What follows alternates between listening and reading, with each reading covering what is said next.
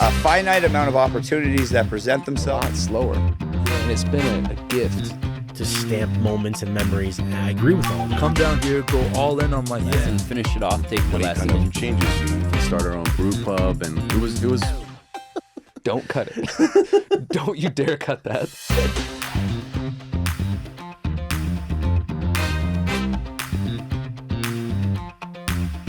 From pulling people out of burning buildings to pulling off big investments, Dr. Adam Smith's story is anything but typical. He started as a firefighter, became a paramedic, and then a doctor, and now he's investing in hotels and living life on his own terms. In this episode, we unpack the mindset behind each chapter, what trauma taught him, how he made bold pivots, and why doing things your own way might be the only way that works. Adam, man, I love having you on here. I've been wanting to interview you for a while. I know you as an investor. You invested in my hotel, but many other people know you as many other things. Isn't that true? That's true. First, thank you for having me. It's a pleasure. It's a fantastic opportunity. The studio looks fantastic. Oh, thanks, man. Appreciate it. You're doing great work. That's great. So I know that I didn't know this until yesterday, but I know you as a doctor, Dr. Adam Smith. That's how I know you. But you were also, before that, a paramedic, and then before that, you were a firefighter. Yeah. So life is a journey. Yeah. I'm 38 years old. I started working in earnest around 18, 19. And then every time there's like a good opportunity, I would always take it. It's normal to change careers like frequently. You've probably done so many different things at this point. For sure, yeah. The pathway actually isn't like that strange. I started as a volunteer firefighter, and then I wanted to be a full-time firefighter. And then a firefighter told me, one of the best ways to be a firefighter is to become a paramedic and then apply because they need people with medical skills in their crew. Ah, okay, I see. Firefighters go to car accidents. You have to cut people out of cars. Paramedics need to be there too. Sometimes they're bleeding to death and you have to act quickly. So it's good to have the whole basket of skills. Same with police officers.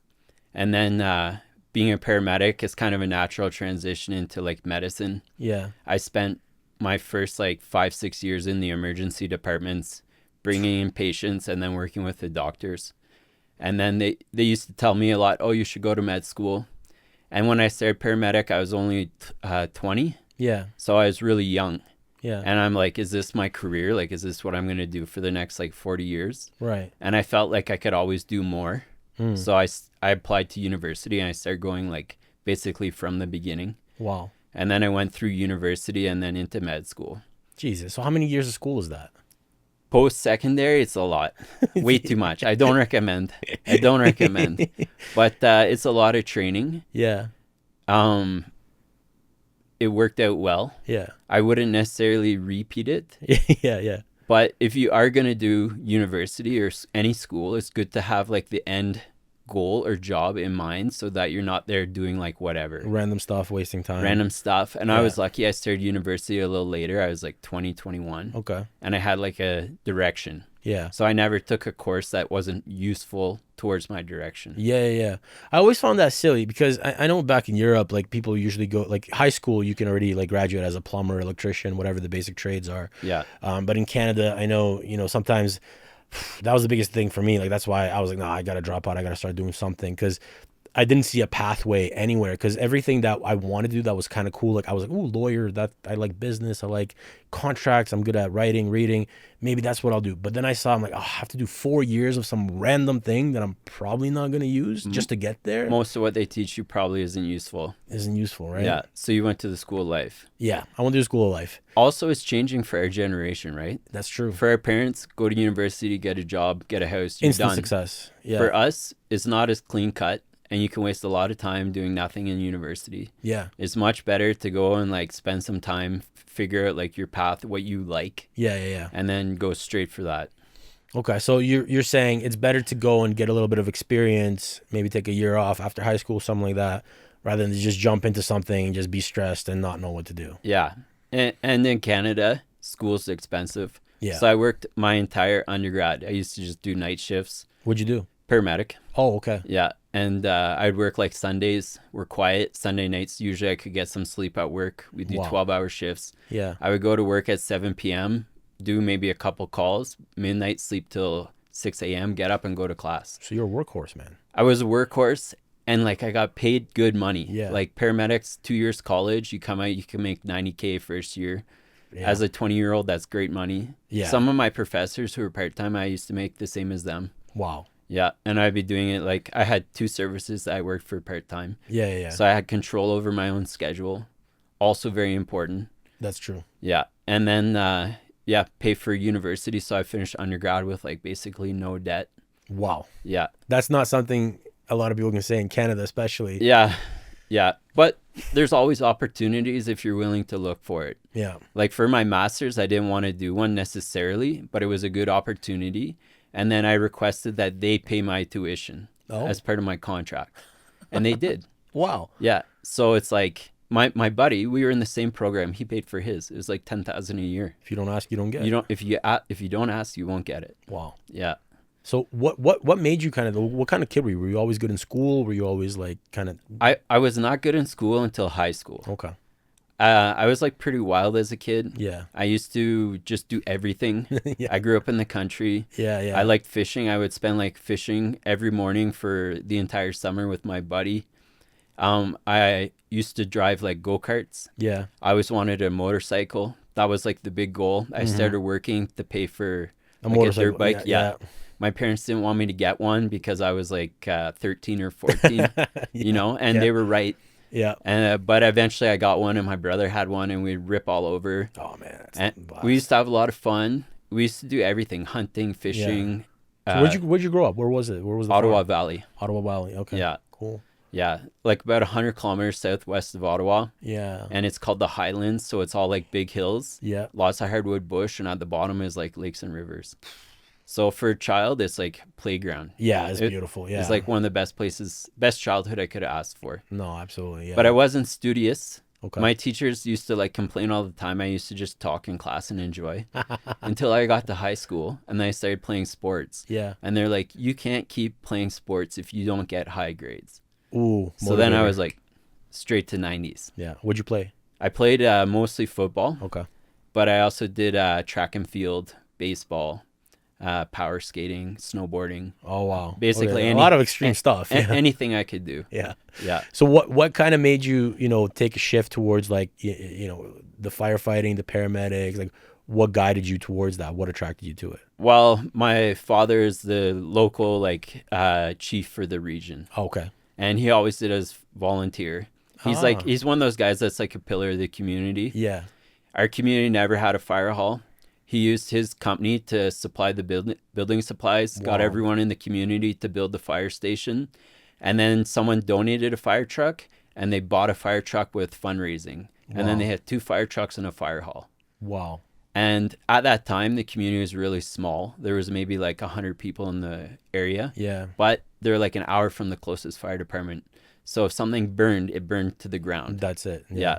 And then after being there and building the hall for a few years, they made him into like the regional chief, because he's like he always managed at work. He was like an upper manager. Always had like 50, 100 employees underneath him, so he's good at managing. Wow. And then like my whole family did like a tour of duty for like the fire department. Okay. Like once you're old enough, you join the fire department and you worked. And that's it. Yeah. Yeah. And then I kind of like moved on to that. Like one time I was in a burning building and the roof fell. Yeah. And we got stuck. No. Yeah. And I thought I was going to die like for about a couple minutes. Okay. And then after that, I was like, maybe I should do something with longer like life expectancy. Oh my God. Yeah. So Wow. that was kind of like the path in and out of that. And then the paramedic thing we talked about, it was Yeah. like a good stepping stone. Stepping stone. Yeah. Yeah. And then you're like, well, let's go to the finish. Let's Yeah. be a Might as well doctor. finish, do doctor. Wow. Yeah. So what kind of opportunities do you think like being a doctor has brought you? Because I know a lot of people like shy away from it, even though some people might be good at that, but they just look at it and they're like, oh man, this career path, the school, the time, the money. Yeah. It's just like, it seems impossible, even if they might be actually good at it. And what I've found in my experience, no offense to a lot of doctors, but sometimes I think the wrong people finish just because they're good at school. And Yeah. it's not really something that's their true calling. So Yeah, my advice to anyone who is thinking about it would be just think about it really hard before you commit any time. yeah. It's like a very like narrow selection group, so thousands of people will pursue it. Only a few get selected. There's only like a couple hundred new doctors per province per year. Yeah. And if you don't love doing it, it's just going to be a grinding battle. So if you're thinking about it, but you're not sure, I would just think about it more before I even started. Yeah. Because once you do go down the path, you have to like persevere. And there's like a ton of like trials and tribulations, which is fine Yeah. if you enjoy doing it. Yeah. And then it is a big upfront investment in like your time, energy, and money Yeah. to do all the university. But the payoffs are excellent. Not just like financially, but like I work as a sole proprietor. I sign individual contracts for where I want to go. I work basically as much or as little as I want. And I have like total control over my life. That's amazing. And that is like something people don't think about. Like Right. most people, if they're thinking about being a doctor, they're thinking about salary and status. Right.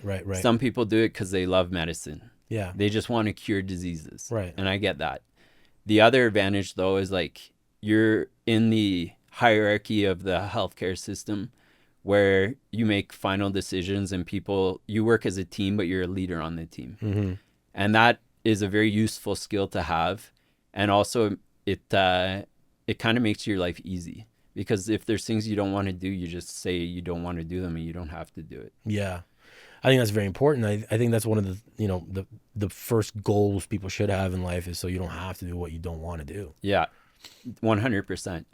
It just makes everything easier. Yeah. And if you can figure out like what your mind is attracted to, how you think, people think in different ways. Some people think from reading, some people think from listening, some people think visually, some people think in numbers.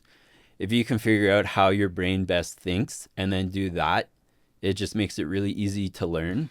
Wow. Yeah. That's interesting. That's a very interesting point. If you can figure out how your brain, what did you say? Just like what your brain is attracted to thinking. Yeah. Like what's most comfortable. Right. Like some people, like David we were talking to before, you Yeah. can tell he's a people person. Right. Of course. He loves to talk. He loves to listen. Yeah. And he's doing something that meshes with that perfectly. So he's successful. Yeah. Put that guy in like an accounting room in the back office. He's going to kill himself. Yeah, exactly.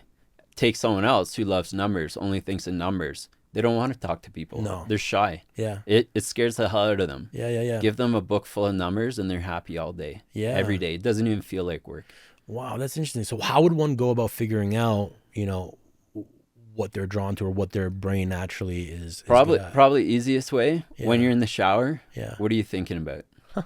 When you're in the shower. Yeah. When you're sitting at the airport waiting, like what's your mind turning over again and again?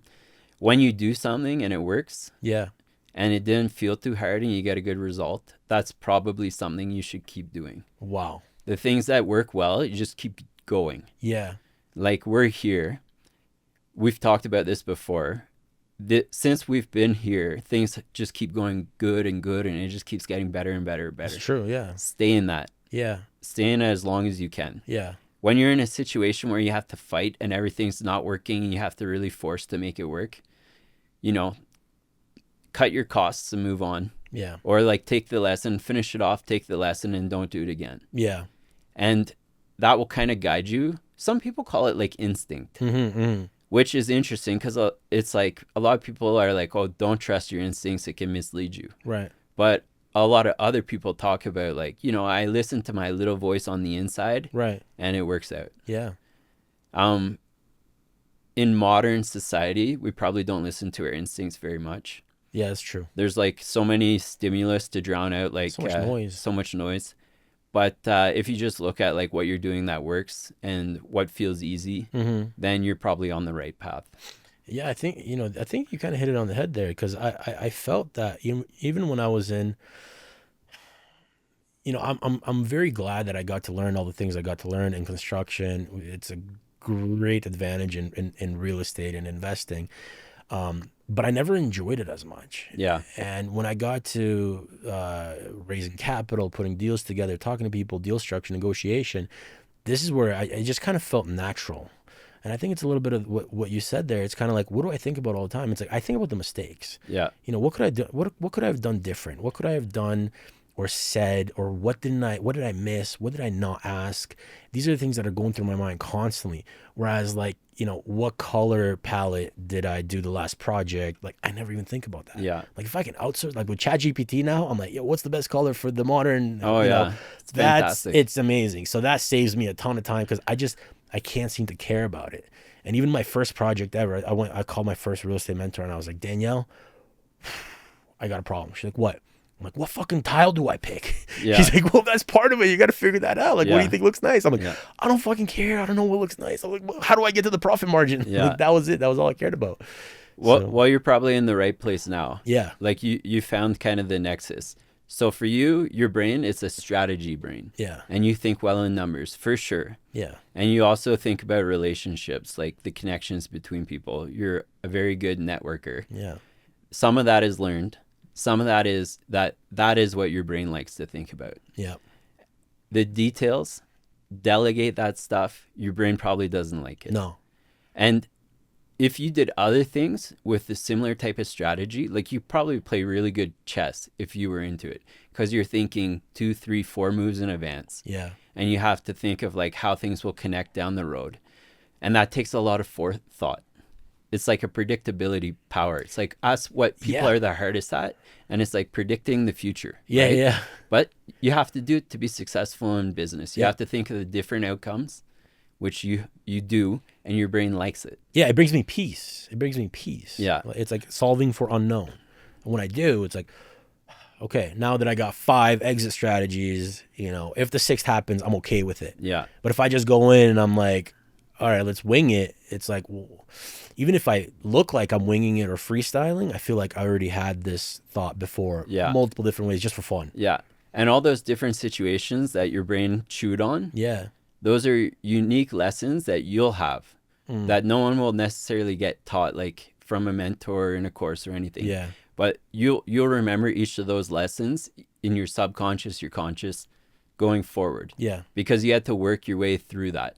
And when your brain did, it like put a neuron for that pathway to Right. remember that lesson. Yeah. And it's there probably like till your 80s, 90s, Mm. depending on how old you get. Yeah. Yeah. Yeah. Yeah. Wow. Yeah. Man, so, you know, a lot of this is good stuff. Let's talk about some of the bad stuff. What was your darkest moment? It might sound like cliche, but like COVID was difficult. Yeah. I basically finished like med school right at the start of COVID. And then I worked like in a contract that had like, you basically were in the hospital all the time. Yeah. And like everything was locked down.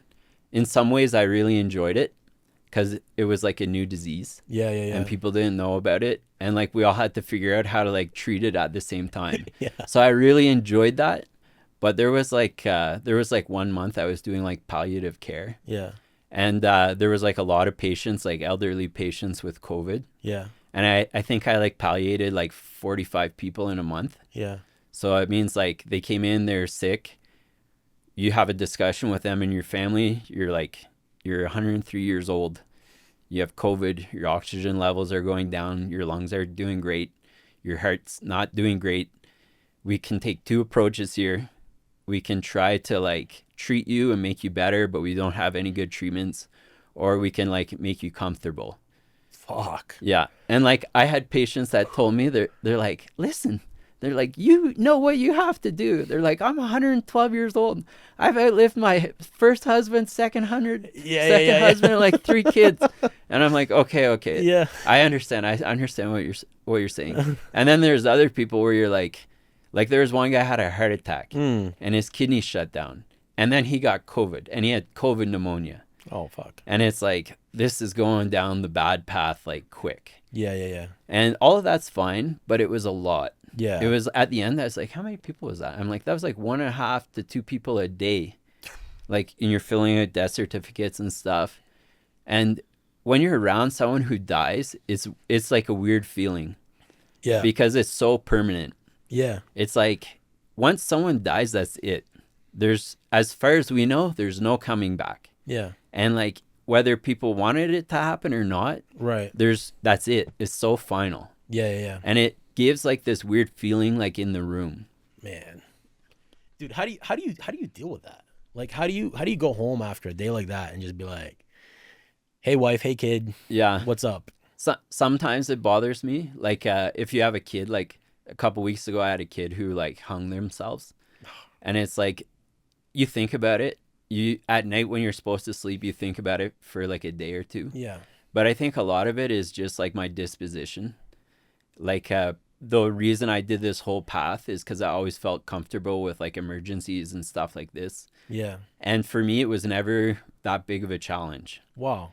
But I wouldn't recommend it to everyone. Like I know people that they're like, I would never be a doctor. I pass out when I see blood, or like it's disgusting. It makes me want to vomit when I see someone vomit.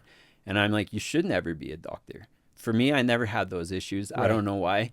Maybe it was like the way I was raised. But like that stuff, emergency stuff, never bothered me. Never really bothered me. Wow. Yeah. So I guess that's something to think about before you jump into a field like that. 100%. You know, how do you do in those situations? Yeah. But these are like very basic things. It's Yeah. like if you're a pilot, you don't want to be like afraid of heights. Fair enough. You know?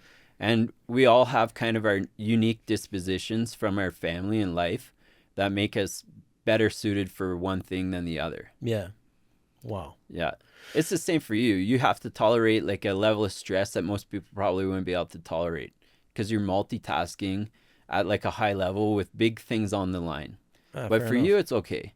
Yeah. But for someone else who's stressed, yeah. it would just be overwhelming. Yeah. Yeah. I see my dad all the time. He tells me, he's like, man, like just, I don't know how you do it. I don't know how you do it. Like he's a workhorse. He's like, I'll work 18 hours a day as long as I know I'm responsible for me. Yeah. And my outcome is my own. Yeah. And that's it. But when I got to rely on like 20 other people and, you know, he's managed crews before and he's just like, he's like, I just want to be like, get out of the way. Let me do it. And that's it. Whereas for me, I'm like, man, I never think like that. I never think like, let me do it. I always think, how do I not do this? Yeah. How do I like delegate this to be 80% and move on, and we'll deal with the rest later. It probably drains your energy, and for him, he can do it 18 hours a day. Literally, yeah. But So, that's the difference, right? Yeah, that's true. Even though you're father and son, which is it's funny. I wonder how your mother is. She's a little bit. We're a little bit more similar. Yeah. In that way. Yeah. Like she likes people. She likes managing people. People person. Yeah. Control freak. Like she's on top of everything. Yeah. You know, like she's somebody that you would want in like a apocalyptic like think tank. Right. You know? Right. Like the world's going to shit. Yeah. Who do we have that can like manage extremely stressful situations and a bunch of people and personalities, and make sure we focus on what the subject is at hand. Like that's her personality, like through and through. So you probably got a bit of both. Yeah. You have like her personality and thinking, but with your dad's work ethic. Yeah. Right? Yeah, absolutely. Like you can tolerate long days. Yeah. And I love it. It doesn't wear you down. No. You look rested, you know, like you're sleeping good. It's like means things are going good, right? Yeah. No, that's 100% true. So how did you end up in the rural areas? Like, cause you're working where? You're working like way up north. Yeah, I go to like northern remote communities. Oh man. Usually like fly in. Yeah. No roads. No roads. No roads for like hundreds of kilometers. Yeah. And I kind of always like that. Like I grew up in a rural area. Yeah. I don't like big cities as much. I did work in Toronto and Montreal for like 6 years. Yeah. And big cities have like a lot of like, for medicine, they have a lot of specialization, like hyper specialization. Yeah. In rural areas, you get to do basically everything. Like if someone comes into the nursing station having a baby, you need to be able to deliver a baby. Yeah. If they come in with like a fracture, you need to be able to fix it. You're like a generalist, but at this and if you have to do critical care, you have to run like an ICU in a nursing station. You need to be able to do it. Wow. So it's like a kind of a unique place, and again, like you get total control because they're very generous for scheduling, and you get to pick where you go. It's an adventure. Right. It's like way more of an adventure than like some of the crazy stuff that happens in like downtown Montreal. Yeah. Fair enough. Yeah. And then I was like flying, always like traveling. Yeah. And the money is better because like they pay for, it's like if you're in the military, they call it like danger pay. Right. So for me, when I started, I was like single, not attached, no kids, to go for 2 weeks somewhere remote, help people that really need it. Yeah. And then like get rewarded handsomely for it and do it when I wanted. It just fit. Yeah. So I tried it. I was like, I'll do it once, see how it goes, liked it. Yeah. And I'm like, I'll keep this as part of my practice, like going forward. Man, that's awesome. So what challenges do physicians face in these kind of areas? Like what do you think, like how do you adapt to that? What would be better? What could they change? To work in like a community where you have to fly in, you have to be very practical. Yeah. A lot of times you're limited to the resources you have. So you have to problem solve. And like, for example, like one time I remember the centrifuge in the lab in the nursing station broke. And it's like, we can't do any blood work for any patients. If they're having a heart attack, we have no idea. Wow. It's like doing 100-year-old medicine without labs. So we had to fix it. Right. So me and one of the nurses like YouTubed a bunch of videos, figured out what was wrong, called the tech and fixed it. Oh my God. And then we had labs again. And Oh it's my like, God. you just have to be really practical. Yeah. Like you're in a unique environment, everything is limited. It's a huge challenge. Like if there's a big snowstorm Yeah. and someone is critical, like they're not going anywhere. Yeah. Planes can't fly when there's like tons of snow coming down. Yeah. But it's a challenge of life.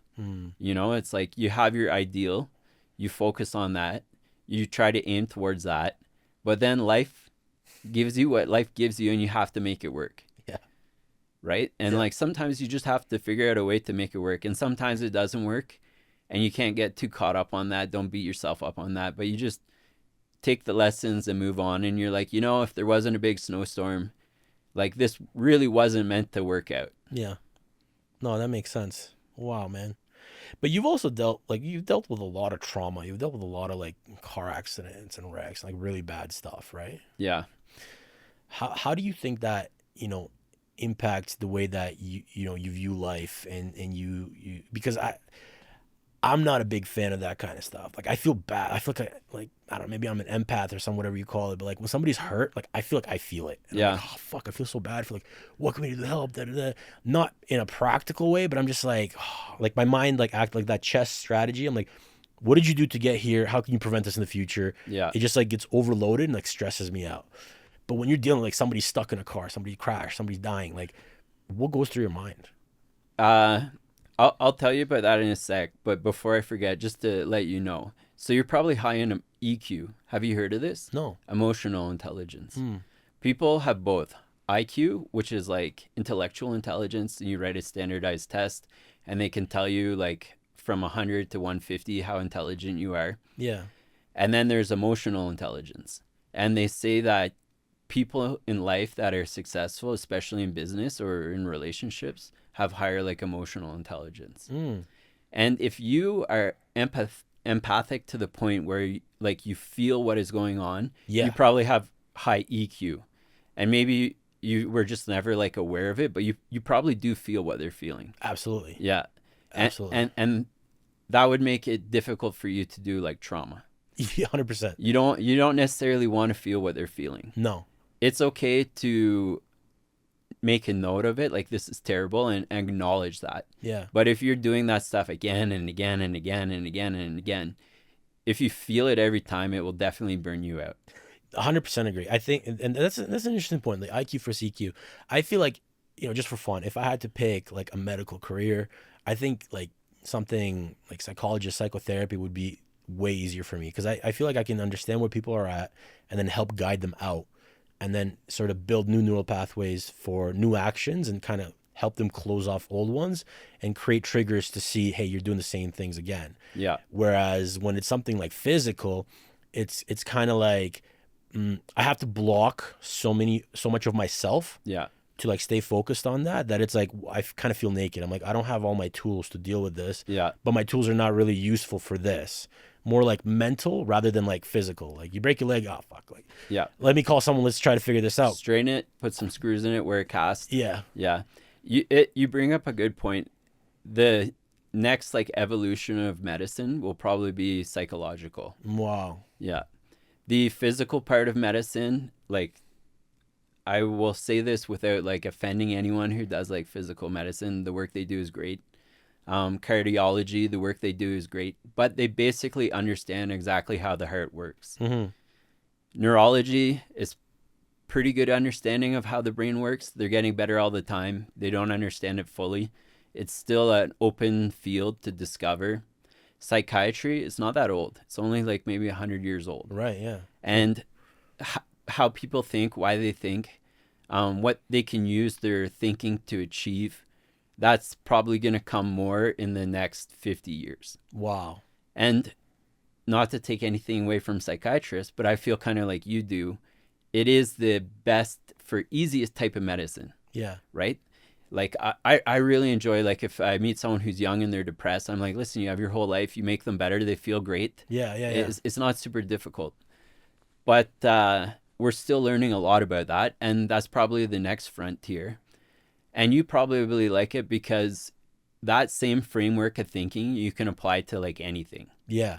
Like, one of the ones that I like the most is, like, sports psychology. Oh, wow. Yes. And you yes. have like performance athletes. Right. And you have someone that performs at the highest level in the world, but sometimes they choke. And if they choke multiple times, people will say, oh, they're a bad athlete. But a sports psychologist will figure out what is blocking them, fix it, and then they'll perform and execute. Yeah. A great example of this was in the 2012 Olympics in Vancouver. Canada did the Winter Olympics, and they did a program called Own the Podium. And they wanted to bump up Canada's medals. Right. The gold medals, the silver medals. Canada always gets a few, but we're like, if we're hosting this, we want to get as many as possible. Of course. That was the only time in the Winter Olympics or any Olympics Canada won the most gold medals. Wow. And the Canadian Olympic team hired a specialized group of sports psychologists. And then they just fixed every Olympic athlete that would have a problem with a trick that works for them. Yeah. So there was one guy who did downhill skiing, and he'd go off the jump and he'd do a bunch of tricks. His name was like Alex something. He won the first gold medal at the Winter Olympics in Canada. He used to get psyched out at the top of the hill because he would look at the other Olympians and he would see them and compare himself to them. And then he would get a little psyched out because they would obviously be like world champions, gold medalists from before. So the team of psychologists that worked with him told him, don't look at anyone, go alone, put in your favorite song, and focus on nothing else until you go. And then he won his first gold medal ever, and it was at the first one at the Olympics. And there was a whole team of these sports psychologists. And when I was at Ottawa U, they actually taught classes there, and they were going back and forth from the Olympics to teaching. So we got a lot of these like behind the scenes stories. But you can apply that to anything. Like, you have to be able to execute. If like one of the things that you've been learning is that there's lots of challenges executing, like developing a hotel, renovating a hotel, like here now, right? Yeah. And it's not things that you can read in a book. No. But you need to be able to execute. So you need to figure out like what habits do you have that are maybe detracting from your execution, or what things you can do more. And that's what you're talking about. And that's probably what you learn from like mentors over the years. Absolutely. Actually, you know, I did have a chat with a performance coach of sorts. And one of the craziest things I figured out about myself was after failure, we all have failure. And after failure, you know, I would just like shut down, disappear for like 3 to 6 months. Yeah. And I've had multiple failures. I mean, business is business. You don't always win. Right. And after each failure, I would kind of go and just log off from the world. Yeah. And, you know, I carried a lot of guilt for that because like I had a business from like 1923. You know, I did everything right and things still went wrong. And I was like, how the fuck? Like, I was so mad, so like upset with the world. And then, you know, hearing everybody else, they're like, oh, you know, you should have gone to school. All your friends are graduating and look what you did. You tried it, failed, da da da. And it was like, I needed to like just disappear and gather strength for my next attempt. Right. Reset. So I disappeared and I played a game I used to play in high school. I just like logged off 6 months of World of Warcraft. And in World of Warcraft, I built like the biggest guild on the server with like 350 members. Yeah. I was the guild leader. We used to just go around camping people, murdering people, just like all out, and like everybody played all the time. It was like a clan, it was like a family, it was like a bond. Yeah. And through this, I didn't know until this chat, but I always felt guilty because I was like, man, I could have learned Spanish in that time. It would be so useful now. Could have done this and that and the other. And when I finally went back into the world after that, I always carried a lot of guilt with that. And then that also like prevented me from taking as many risks because I was scared. I'm like, well, what if I fall into that again? Right. Until I talked to this performance coach. She's like, yeah, but this is your healing process. Right. Exactly. And she's like, like if you break a leg and you can't run, are you going to be mad that you're not like doing 40-yard sprints? Yeah. It's not possible. Yeah. And for you, it just happened to be like, this is your release. This is your healing thing. This is how you express yourself. This is what you like. Yeah. Everybody's different. And when I started to kind of look at it, she's like, look at the positive. What did you get there? And I'm like, well, I learned how to manage 350 people. Yeah. Sure, it's a video game, but I mean, like, we started building websites, started doing videos, You manage them virtually. Virtually. It was Even more challenging. like a business. Yeah. And she's like, you were able to keep these people together. Like, they can play another game, they can do other stuff, but they kept coming back to this thing that you built. Yeah. And I was like, oh my God, like, you're right.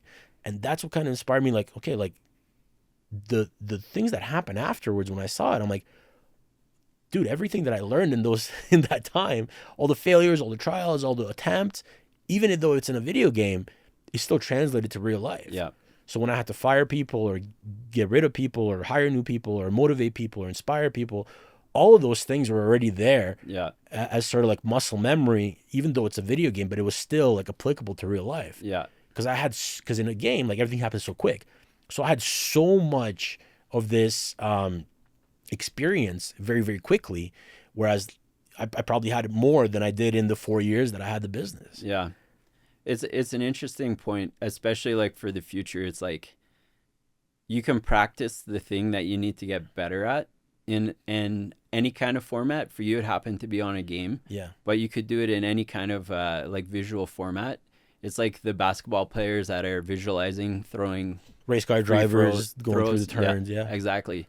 And it will give you experience so that when you have to manage a bunch of people in the real world, you have a comfort with it. Yeah.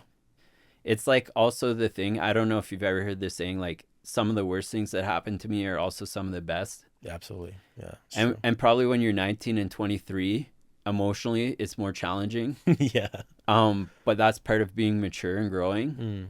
And then when you take it like the next step from that, it's kind of what they do in business all the time. If a company gets in trouble and they're quote unquote failing, what do they do, right? Yeah. And that's kind of like the next level, the future. I've been through this a couple times too, where it's like you get some type of setback or you take a break. And the way I always thought about it, what businesses do is they restructure their business. Mm-hmm. Sometimes it means they have to write down loans. Yeah. Sometimes it means they have to write off assets. Sometimes it means they have to make new loans rolling over their own old loans. Sometimes they have to fire 1,000 employees. They have to like cut parts of their business that aren't as high margin. Yeah. But they do it and they restructure, and then they come out the couple years down the road and they're a much stronger business. Yeah. And when you think about it that way, that's basically what you were doing, but you felt it more. Yeah. But if you think about it in like an objective way and you analyze it and you're like, okay, these are my businesses, what's working, what's not working, and then you restructure it, that's going to make your future performance better. No, absolutely. And big companies do it all the time. Like Bombardier is a Canadian company I love. They had to cut their train division. They had to sell off their like commercial airline. They had to take all these pieces that they've done forever away, and they only do private jets. But that's their highest profit margin, and they're killing at it, right? Yeah. And it's like, it's a tough reality, but you have to adapt to what's working at the time. Yeah. Sometimes things happen, and it's a matter of timing, right? Yeah, that's true. If you're selling real estate in 2007, the fall of 2007, it doesn't matter how good of an agent you are. Yeah. You're going to take a hit, right? That's it. And it's like COVID, like no matter how much I enjoyed medicine, when you have a global pandemic, you're going to take a hit, right? It's true. It's normal. You have to like kind of like adapt to those things. Mm-hmm. And that's life. Yeah. But if you have the ability to analyze it, like your mentor, psychologist did for you, or you can get someone to do that, that's how you break to the next level. And you have a breakthrough, and then you can go on for the next 10 years from that level. So who would you say was your mentor or your biggest influence? I've had a lot of different supervisors and coaches. Probably my biggest influence would be my father. Makes sense, yeah. But I also read like a lot of books. Like Yeah. I love reading. And you can get like someone really incredible entire philosophy in like a few hundred pages. True. So I read like Einstein's biography and Benjamin Franklin's biography. If you haven't read them, I highly recommend. Ooh, that's interesting. And like you take on their way of thinking while you're reading. They basically are translating the information they had in their thoughts through words to your brain. It's not as fast as like downloading from like a computer, Right. but that's exactly what you're doing. Yeah. You're uploading their information. And it's nice because you get to choose what lessons you want to take. Yeah. So I've read a ton of books. That used to be my favorite like pastime. And like every time, like Benjamin Franklin's book is like a giant, like 1,000+ pages, Einstein too, and it takes like 3-4 months to read. But for that period of time, you're getting their like life philosophy. Yeah. Wow. Yeah. And then it's good because you can always update, because 2025 isn't the same as like 2020. Wow, that's true. Things change so fast. You have to adapt really quickly. And maybe like something that worked then is not going to work now. Fair enough. No, that makes total sense, man. Wow. What about you? For me, I think things like this. Yeah. Yeah, reading was never like I didn't have the attention span for it. Yeah. I get the value, and I truly do get a lot from it. I read a number of really specific books that are very, very useful for certain things. Yeah. But when it comes to like just practical, I honestly don't like to store a lot of information in my head. Yeah. Like I'm the type of person, I'll go through a project or through a business, or you say you went through hell, right? And then immediately I'll just delete it. Yeah. And I can't even access it anymore, but I don't think it's useful. So it's kind of like, I always use the analogy like hard drive versus like solid state. Right. Like I'm the solid state. Right. I'm not going to hold like 200 terabytes of memory, Sure. but I'm really quick. Yeah. So like whatever is necessary in the moment, that's the only thing that matters. Everything outside of that, I don't really focus on. Right. So for me, like I'm talking to you and I'm like, Benjamin Franklin's biography, that's really useful. That's really interesting. I never heard about that. It's something that's different than a book. I know who he is. I think that would be useful. So like to me, I'm like, I want to go jump into like researching that. Am I going to read a 1,000-page book? Maybe, maybe not. Yeah. But am I going to go into it enough to see like how much further I should go? Absolutely. So Well, I'm always collecting the tidbits. Yeah. That probably says like a couple things about you. One, again, to go back to it, the high EQ. Yeah. Reading is not very emotional.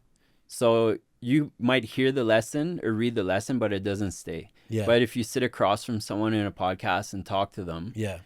it's more like emotional intelligence, and they tell you the lesson. That's exactly. Then you'll remember it. Yeah. And I'm you like, don't- Adam, what'd you learn? How do I apply this? Yeah, Cool. Okay. You don't have to spend the time reading the 1,000 pages, right? Yeah. I had one question I wanted to ask you specifically.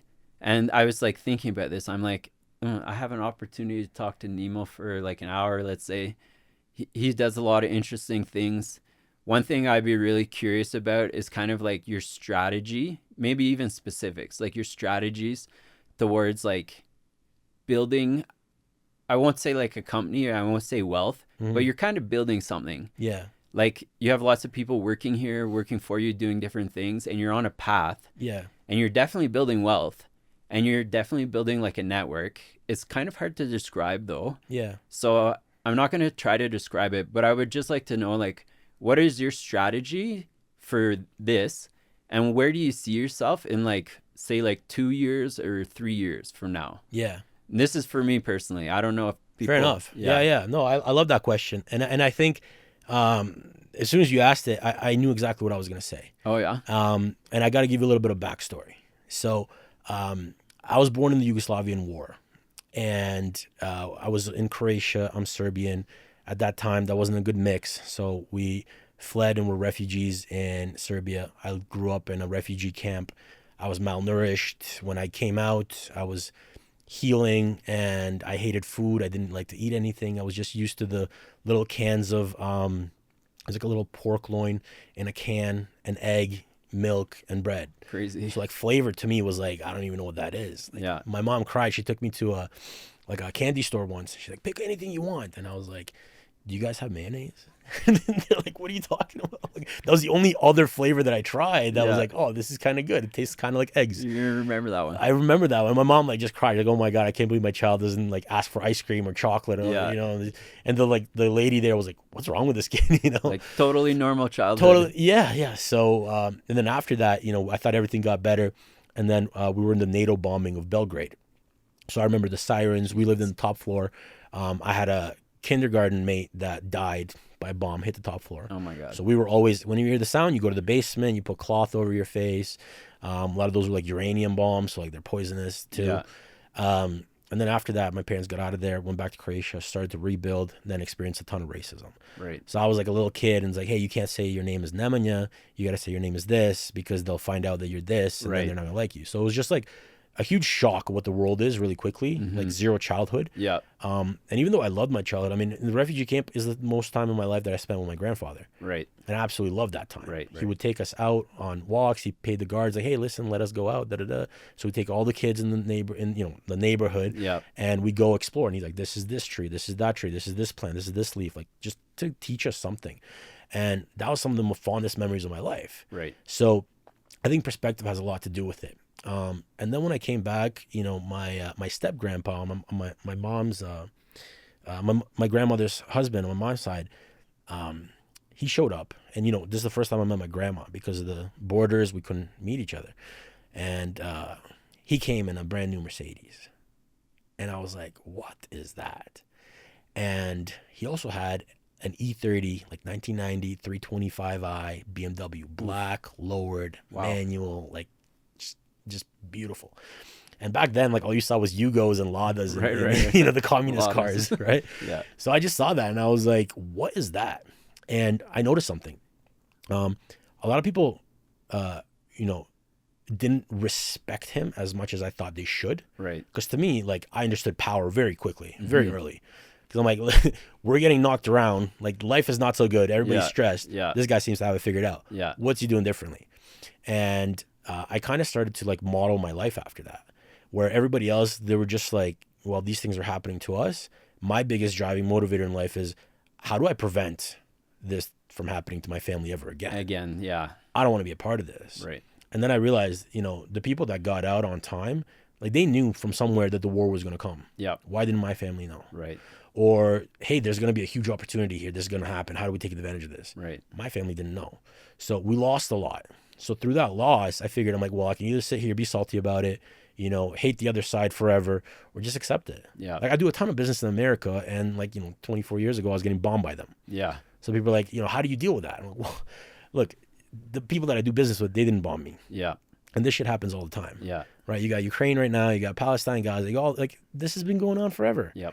So, you know, how do you know where or when it's going to happen? And if you can't figure that out, how do you have a strong enough network, a strong enough bond, enough loyalty amongst your peers where you matter enough that someone's like, yo, I got to take that guy out? You know, like one of the movies, like you watch, like World War Z with Brad Pitt, Yeah. zombie apocalypse. Who's the one guy we need? We need that guy. Yep. Save his family, get a chopper, get him out of here. Let's save him. He's gonna help. He's the guy that we need to have. How do you not become expendable in life? You know, Right. and these are some harsh truths. It's hard to talk about this stuff with regular people because, oh, you can't say that everyone's equal. Da, da, da. That's so not true. Yeah. I don't believe in equality one bit. Yeah. Because I've never seen it. You know, it's nice when I went to Canada, you know, in 2001 when I first got there. Yeah, everybody's equal. Cool. Everyone's got the same opportunities. Life is great. Things are awesome. But look what happened 20 years later. Yeah. Inflation, you know, like our economy, everything. Now people are going to realize like there is no such thing as equality. And you got to figure out how to fight for yourself, your family, then your community, and then maybe the world. Yeah. And I think that's like why I build stuff like this. It just naturally comes to me. It makes my heart happy, makes me feel safe, secure. And I feel like giving that to other people as well is what I find most rewarding. So how do I give somebody else purpose? How do I build something with them? So I'm always including people in that. Right. Like one of my favorite employees, you know, we didn't know each other for a long time and he worked for me. He's like, how come you never talk to me? I'm like, well, I don't talk to the workers. because I'm too emotional to talk to you. Right. Once you step up, now you get all of me. Right. And I need people that I can trust, that are loyal, that follow the vision, that want to build something with me, that want to be above and beyond instead of just collect a paycheck. Yeah. Because that person that collects a paycheck, I know they're going to take advantage of me. Yeah. 'Cause I don't measure how much I give. I just give. Right. And the person that knows they're there to get something and that's all they want, I have to separate myself with degrees of soldiers that are going to protect me Right. from that. Right. And that's what drives me. That's not the answer I was expecting, but it makes total sense. And what I think you're really talking about, like at the root cause, is like long-term success. Yeah. And having, like you said, loyalty twice. Yeah. You know, that's not the first thing people think about when they're doing business, but it's one of the most important things. Yeah. Especially if you're going to do long-term business. And if you have people that are loyal and you trust them, that gives them credibility. Mm-hmm. And money is like social credibility. It's like you have $1 million, you must have done $1 million worth of something to get this. You have this much credibility. But in a survival situation, like in a war, it's equally important, but it's not measured in units of dollars or whatever, right? I agree. So it's actually pretty interesting. Like, so loyalty, and then if they're loyal, they get more credibility. You obviously work hard at being loyal and credible, and then you build relationships with long-term people, and your strategy for long-term success is like build these things with people that you can trust that are loyal. Yeah. And everyone will succeed together. Yeah. You don't know how much exactly the pie is going to be divided up, but there's going to be more than enough to feed everyone. That's the goal. That's really interesting. That's the goal. Yeah, that's, I guess, a very unique perspective coming from like a unique childhood. Yeah. So it makes sense. Makes total sense. Yeah, I think that's one of the hardest things to measure. Like, how much does anybody get? How much is fair for everybody to get? Yeah. And I think, like, you know, you look at any war movie, you look at like a knight or a king going to war with another. You know, it's never fair how the spoils are spilled. Yeah. It's never fair how the rewards get given out. It's Sure. never fair how, you know, 200 people go to war, one comes back, he gets a Medal of Honor. Yeah. How do you know he was the most brave? How do you know he was the most courageous? What if he just hid there? Like, Yeah. You never know these things, Yeah. right? So when you look at this, you just have to all be happy with being with each other. Mm-hmm. And I think that's where the word loyalty comes from for me so importantly, because it's, you know, who do you want to spend your day with? Yeah, exactly. You know, what are they doing that you're like you? I'm like, wow, you read a 1,000-page book from Benjamin Franklin. Like, that's fucking awesome. I want a guy like that because I might not be the one to do that. Right. And at the same time, I might be doing things that you may not want to do. 100%. But we're together. Now we have two sides of the same coin Yeah. that are going to help us get somewhere. And if we have loyalty, it's like, well, sometimes I win, sometimes you win. Sometimes it's not fair at all. Yeah. But that's not what we're here for. It's a little bit paradoxical. And it's something that as I've gotten older, I've seen more and more. And it's like about like growth, speed of growth. And it's a little bit of a paradox. It's like, if you want to get really rich for a long time, do you want something that goes up 100% in a year? Or do you want something that goes up 5% every year for 100 years, right? Yeah. People have a tough time thinking about that, especially like young men. Oh, it's, And even me too. But what you're talking about is like doing things slowly, sustainably for a long time, and it growing to the point where it's so good for everyone involved that we don't even have to discuss like splitting up the pie, right? yeah. Which is like, maybe you got that from your grandfather. I'm not sure, but it's like a unique thing that I've heard from people before. Like a lot of the business guys, they talk about it. They're like, you don't want to grow too fast. Yeah. And I've seen it with companies before that I invested in that like they were just acquiring everything and their revenue was going up 100% a year. Yeah. But in 4 years, they were like toast. Yeah. Or like, look at all the marijuana companies in Canada. Ah, it's true. And they just went Very after true. market share as fast as possible. And then they're all basically done now. Yeah. And everyone who was involved lost everything. Yeah. Yeah. Yeah. You know, I think, what was his name there? One of the rappers in the US from Snoop Dogg. Snoop Dogg, yeah. Invested in like one of the marijuana companies. Like, I can't remember how many 100 million. Yeah. But like he lost it all. Yeah. And you don't want that to happen, right? Like No. you want it steady, slow and steady. Yeah. And build like a good team with loyal people, and for life you'll enjoy and you'll always have more than you need. I agree 100%. Yeah. I agree 100%. And I think when you have that network, then you can go take those risks. Right. Because we're all going to risk 20%. Yeah. And we all know something. Yeah. And if we fuck up, we can all try to save it. Mm-hmm. But you go do that yourself, you got to play the slow game. Yeah. Like, why did I choose real estate? Yeah. I don't know. Maybe because it's like the only way to eventual wealth without fail for the last, like, since we've been alive. Yeah.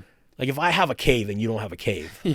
like, you know what I mean? Yeah, yeah. I'm a little better off if a saber-toothed tiger or bear comes by. I'll do the hunting. Yeah. I'll You bring go a hunt, deer. bring a deer. I Yeah. got this. I'll Yeah, defend this. Yeah. And it's like, you know, it might not be the most exciting or the best, but I realize, like, look, you got to realize who you are as well, right? Yeah. Like what you were saying, like when you go into something, like, you know, do you want to be a doctor or not? What school do you want to do? I think it's also important, like, realize where you're at. Yeah. Look, not everybody's a special little snowflake.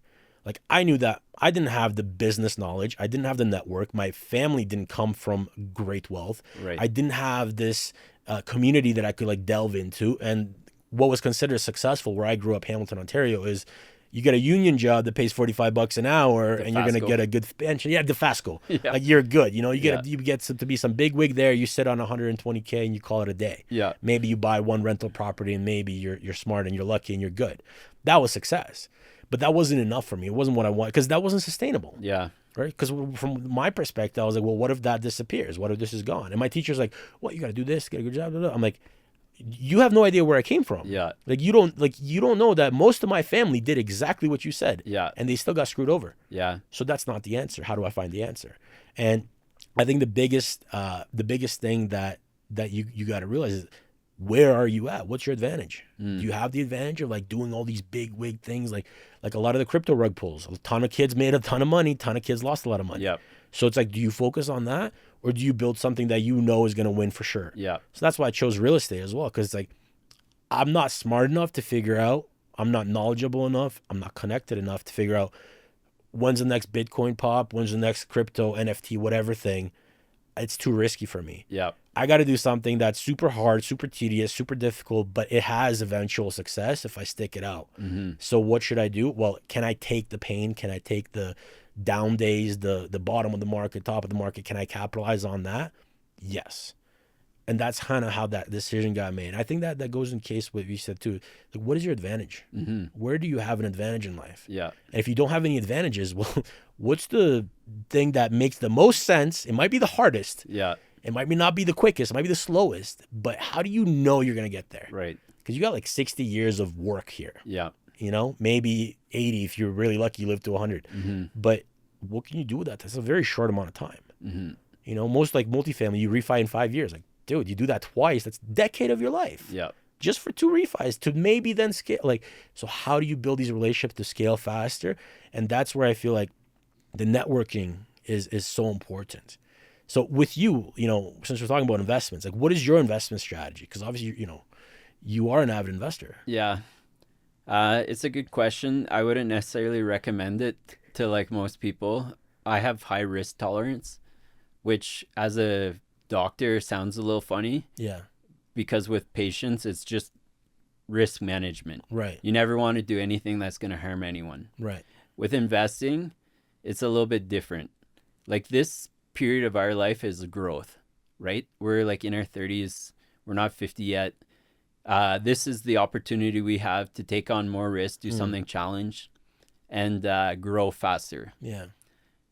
But you also have to be careful. So I basically only invest in, like, US tech.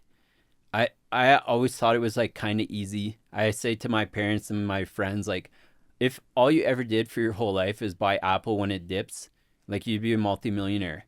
It's like dollar cost average the dip of the big five, like Amazon, Tesla, Apple, Nvidia, whatever, Microsoft, even just Apple and Microsoft. They've been around for 20 plus, 30 plus years. Yeah. They go up almost every year. Sometimes they go down. That's a good opportunity to buy more.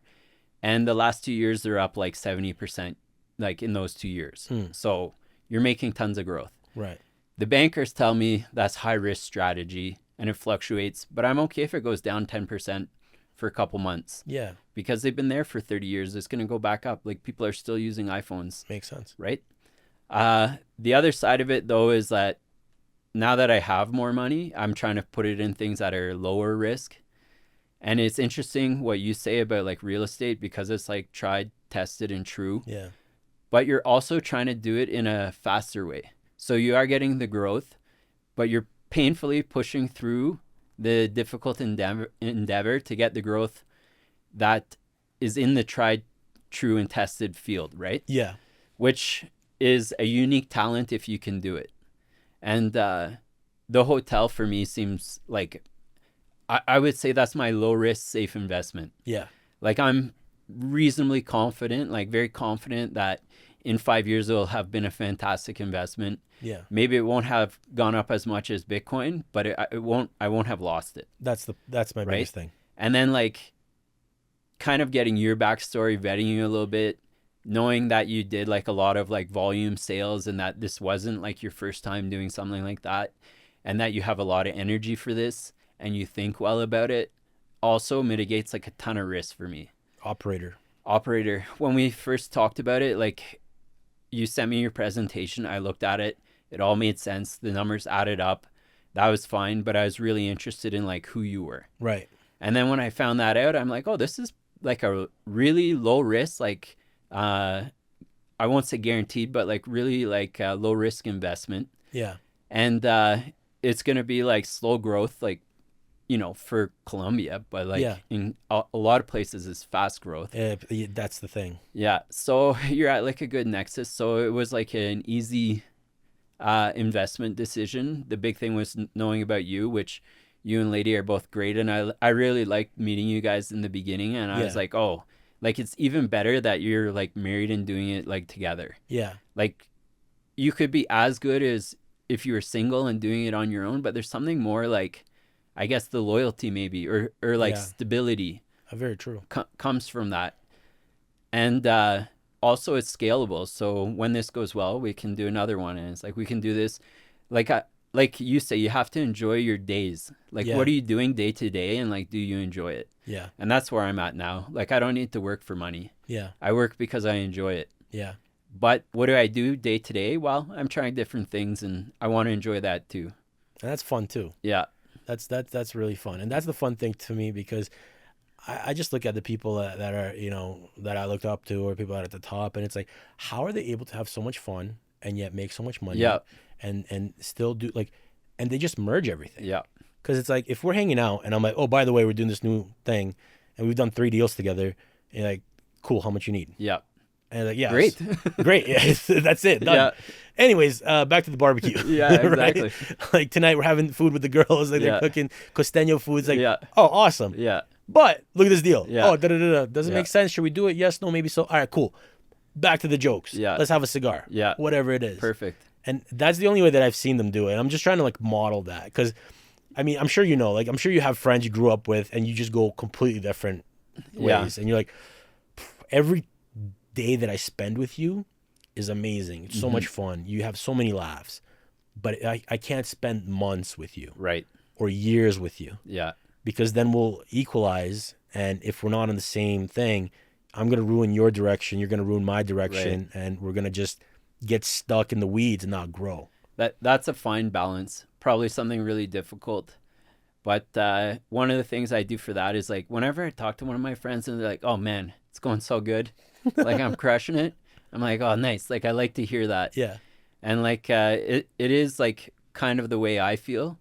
So you look for like a group that's similar, and it's whether it's empathy or whatever, it actually feels amazing. Yeah. When you talk to your friends and you're like, how's it going? And they're like, oh, I crushed it. And they're like, how you doing? You're like, yeah, I crushed it also. Yeah. And it's like, great. Yeah. Those are some of the best moments. Those are some of the best moments. When you hear that, it just motivates you to keep doing stuff, so you have more stories to share. And I'll give a quick anecdote, a little shout out to one of my buddies. Yeah. He's like a super charming guy, high emotional intelligence too. Took like the funniest way through like university, just basically partied all the time, get C pluses. Now he sells gold in BC, and he sells like raw gold. Wow. And he gets commission of like 4% of like the sales, like something crazy. Yeah. And he's selling like hundreds of thousands at a time.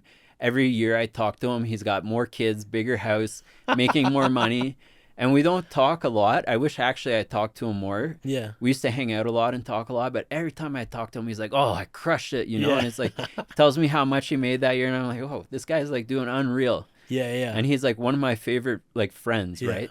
And it's like, you find those people over time. You try to hang on to them as much as possible, but it is a challenge. Oh, yeah, absolutely.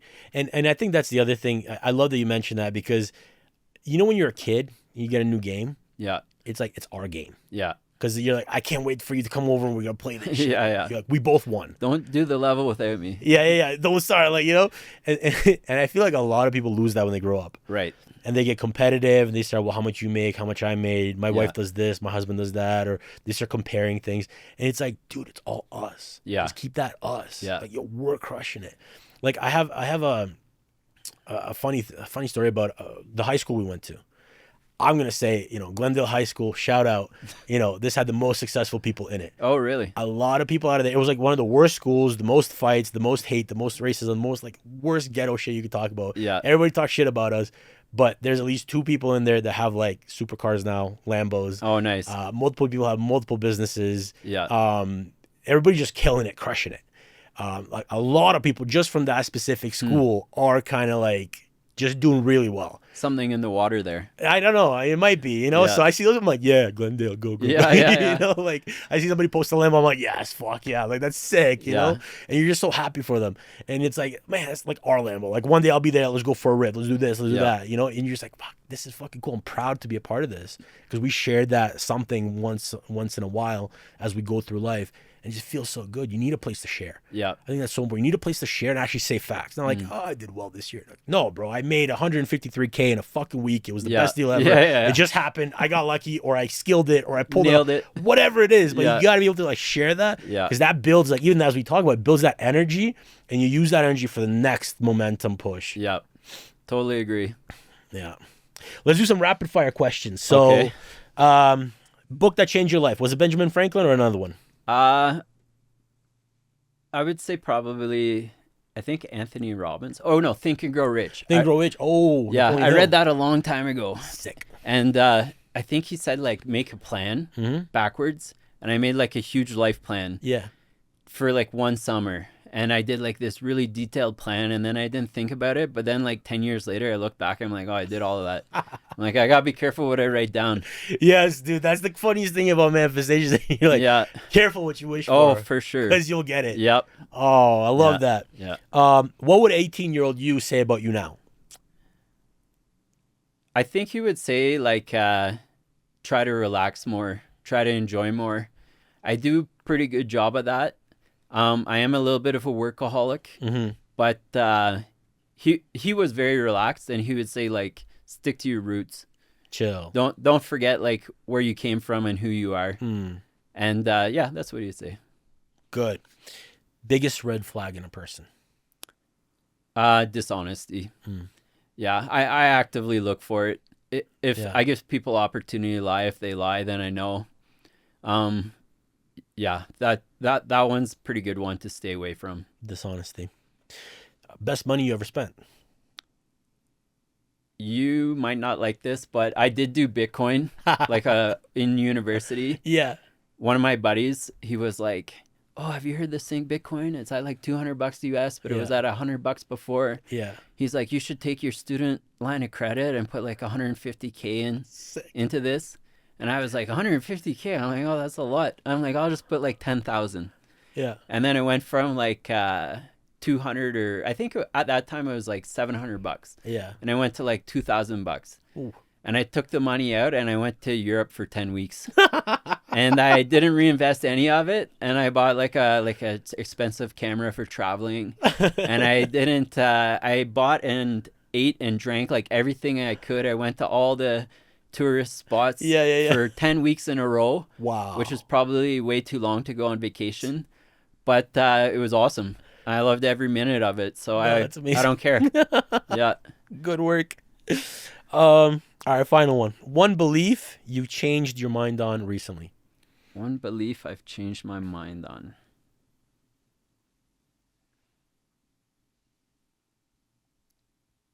I would say probably now more than even a couple years ago is like just having faith. Whether it's like organized religion, spirituality, prayer. I was probably more judgmental of it like 5 years ago or whatever. But when people are going through like the shit storm, like COVID or whatever, it does have like a really strong purpose. It can get you through things that would have been like way harder. I love that. And yeah, maybe it's something that comes like with age and marriage and kids and stuff, but there is a connection in the universe. There may or may not be a higher power, but there's definitely like a connection of energy and stuff. And if you get into that or participate in that, it can have really good effects in your life. Agreed. But that was something that's just come like in the last like few years. Amazing. Yeah. Love that. Faith. Okay. And final thoughts. If you had 60 seconds to leave a message for the world, what would it be? 60 seconds for a message for the world. I would say like everyone has like a unique skill. Don't be afraid to like pursue it. Yeah. And if you do that, you will be able to give to the world. And when we're all like giving our unique gifts, it makes things like a better place. So I would say like it's the kind of the old principles that you're talking about. It's like think about trust, think about loyalty, surround yourself with good people, and then try to be that yourself. And if everyone did that, we wouldn't have like a lot of the problems that we have. Yeah. Love it. No, that's great.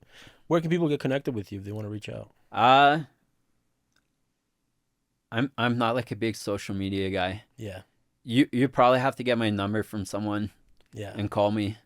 I try to actually like stay under the radar. This is the most like above radar thing I've done. I love it. But And I appreciate it. Yeah. My network is a little bit opposite of yours. Like it's small. Yeah. But it's tight. Yeah. And like I do get a lot of phone calls. I get like thousands of emails a day. Yeah. So it's just not a great way to connect with me. I don't use Instagram at all. So you have to talk to him. Through me. And get my phone number and call me. Now I got to filter all you guys. Yeah. All right. Fine. Fair enough. Sounds good, man. Listen, pleasure having you. It was my pleasure. Honestly, fantastic. Best way to spend like a Friday afternoon. Beautiful studio. I love it. Thank you so much, man. Thank you for coming. That's the broken hand. Yeah, a little bit. But Okay, okay. He's a doctor. Fist pump on this side. Yeah. And now we're gonna go hang out with the wives and have the costeño, Let's costeño do it. food. Let's do it. bro. All right. See you guys. Until next time. Thanks. Amazing. That was good. That felt good. If there's one thing to take from Adam's story, it's that your path doesn't have to make sense to anyone else. As long as you keep moving forward, from trauma rooms to remote villages, from burnout to balance. Adam's journey proves that there's power in choosing your own route, staying adaptable, and surrounding yourself with people you actually trust. If you like this one, make sure to follow the show and share it with someone who needs a reminder that reinvention isn't just possible, it's necessary.